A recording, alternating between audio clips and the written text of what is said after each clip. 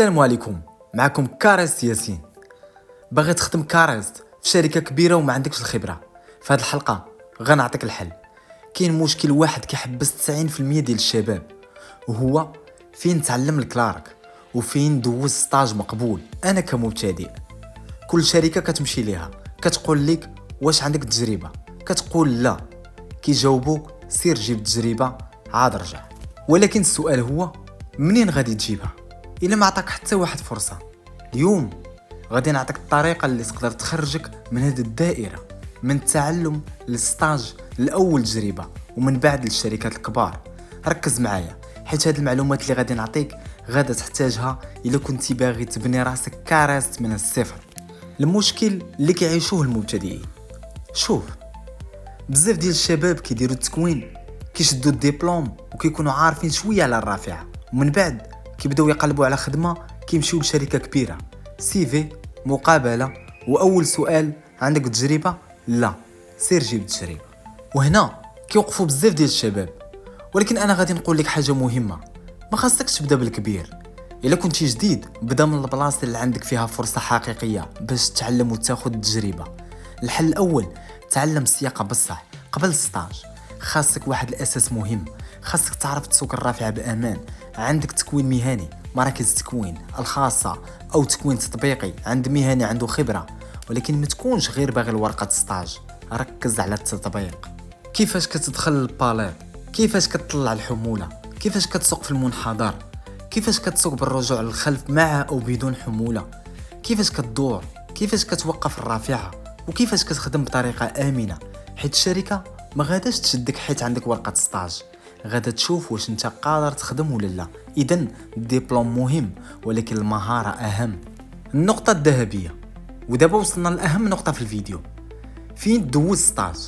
الا كنتي مبتدئ ما تبداش بشركات عملاقه، بدا من شركات صغار ديال المواد الغذائيه، شركات ديال الزيت، الطحين، السكر، العصير، المشروبات الغازيه، مياه معدنيه اللي كيقوموا بالتوزيع، ديبوات سوبر ماركت بحال مرجان، اسواق السلام، لابيلفي، كارفور، بيم، اتقداو.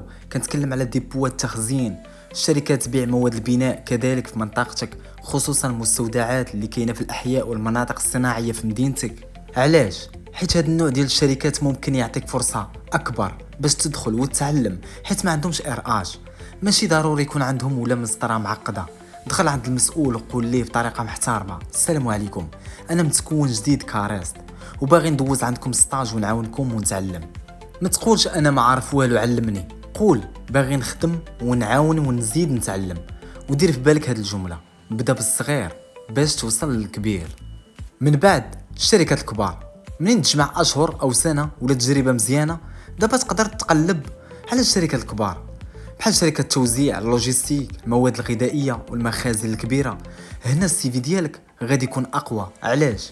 حيت ما بقيتيش كتقول انا بلا تجربه، ولات عندك قصه تقولها.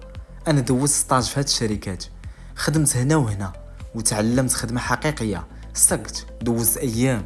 شركات اللوجيستيك، وما تنساش شركات اللوجيستيك والتوزيع، هذا المجال كامل محتاج ناس اللي فاهمين في المخازن والتحميل والتفريغ. اذا ما تحصرش راسك في شركه واحده وتواصل مباشره، قلب، سول، دخل، سير اللي يفرق معاك.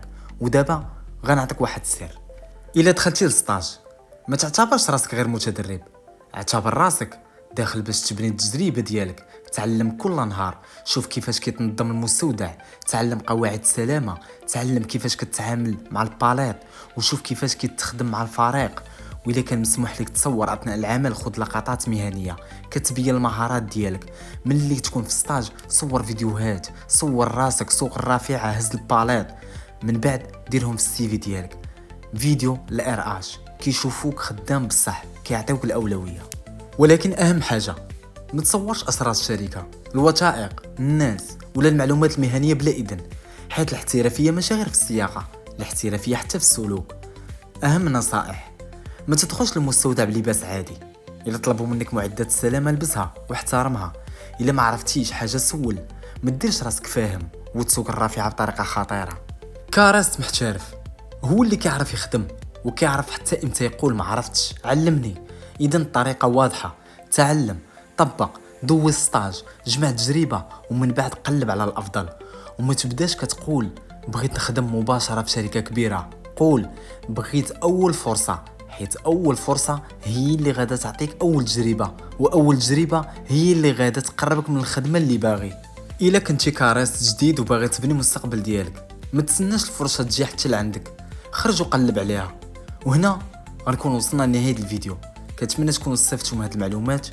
ما تنساش اللايك والاشتراك في القناه باش يوصلك اي شيء جديد، وكتب لي في التعليقات اي سؤال كيطيح لك في بالك، على الرحب وسعه قلب.